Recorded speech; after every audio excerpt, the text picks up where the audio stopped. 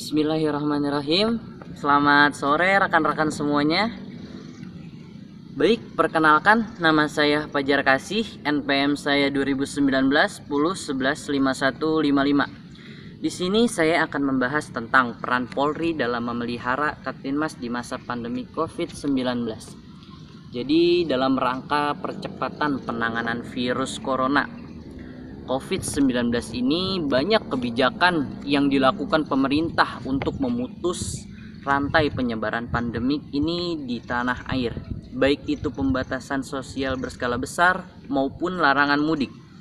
Kebijakan pasti menimbulkan dampak-dampak ini yang kita minimalisirkan dan tekanan untuk keamanan dan ketertiban masyarakat.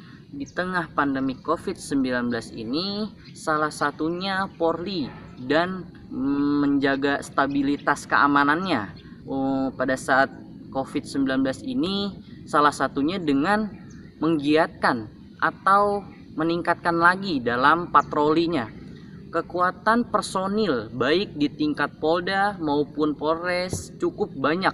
Jadi patroli Kaptinmas harus dioptimalkan di daerah-daerah rawan objek vital dan objek tertentu, dan daerah berpotensi rawan lainnya dengan tetap mengedepankan protokol kesehatan, karena jajaran kepolisian yang terbesar di mana harus bisa dijaga dalam protokol kesehatannya.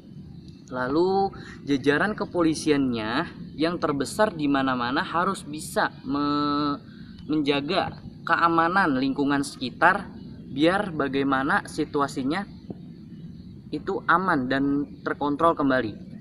Lalu di sini ada lagi kita membahas tentang peran Polri ya. Peran Polri pada mencegah penyebaran COVID-nya ini tentu menjadi tugas tambahan yang tidak pernah diduga sebelumnya.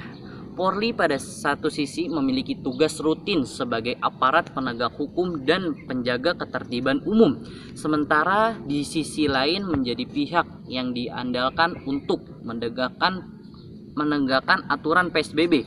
Pada saat yang sama, seluruh personil Polri di lapangan juga harus meningkatkan kewaspadaan bagi dirinya masing-masing karena kemungkinan tertularnya virus ini juga besar. Sebagaimana tertuang dalam Undang-Undang Nomor 2 Tahun 2002, fungsi Polri tidak hanya penindakan, melainkan juga pencegahan melalui upaya yang dapat melibatkan masyarakat. Tampaknya hal ini tidak menjadi prioritas lagi. Bagi Polri meningkatkan dalam hal tersebut, Polri meningkatkan dan mengarahkan semua potensi kekuatan untuk melakukan pelaksanaan PSBB. Namun hal utama yang tidak bisa diabaikan adalah pandemik telah menciptakan masalah keamanan yang sangat kompleks. Hal ini patut dicermati oleh Polri. Kompleksitas ini setidaknya terlihat dari pertama, tingkat kejahatan sepanjang masa pandemik dan PSBB yang mengalami kenaikan maupun penurunan. Kasus di bulan Maret naik, lalu juga di bulan April menurun kembali. Walaupun secara kuantitas menurun, terdapat potensi kejahatan di beberapa sektor yang patut diwaspadai selama PSBB ini, seperti kejahatan di jalanan, adanya penjamretan, adanya perampokan, dan adanya pencurian kendaraan bermotor. Lalu adanya kita menemukan bahwa terjadi bentuk baru yang sebagaimana pemanfaatan situasi selama pandemi COVID-19 ini. Dari pandangan Polri, kita harus menjaga lagi ya, menjaga keamanan dan ketertiban. Selain itu, Polri perlu memperhitungkan pola lainnya yang tidak hanya terjadi sepanjang PSBB, melainkan selama masa pandemi.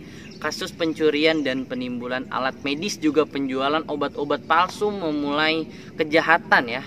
Pencurian pada tempat sektor bisnis yang kosong, pelangganan pelanggaran juga dan ketertiban umum karena perselisihan masalah medis hingga kesalahpahaman pada masyarakat mengenai penanganan COVID-19 ini. Jadi kesimpulan dari saya untuk pembahasan ini, Polri harus lebih meningkatkan lagi dalam patroli mengamankan wilayah-wilayah yang rawan keramaian. Terima kasih. Wassalamualaikum warahmatullahi wabarakatuh.